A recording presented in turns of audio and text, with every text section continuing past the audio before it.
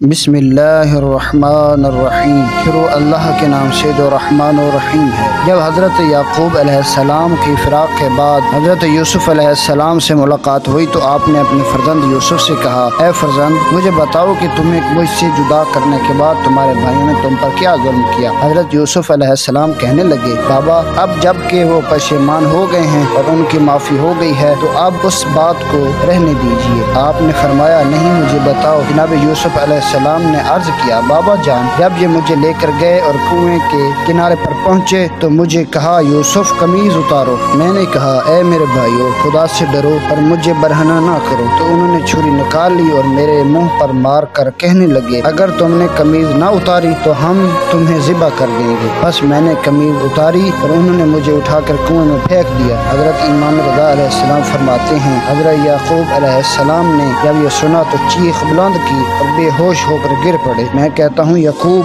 इतना सुनकर बर्दाश्त न कर सके, लेकिन याकूब अलैहिस्सलाम करबला ने अपने फर्जंद अली अकबर अलैहिस्सलाम के लाशा को क्यों कर देखा होगा। बेटे के लाशे पर गिर जाते हैं, अपना रुखसार बेटे के रुखसार पर रख देते हैं और बुलंद आवाज से रो कर कहते हैं, या बुनैया दुनिया बादक लफा। अगर हमारी वीडियो अच्छी लगी हो तो चैनल को सब्सक्राइब कर दें और बेल आइकन के बटन को दबा दें ताकि हर नई आने वाली वीडियो आप तक पहुँचती रहे। शुक्रिया।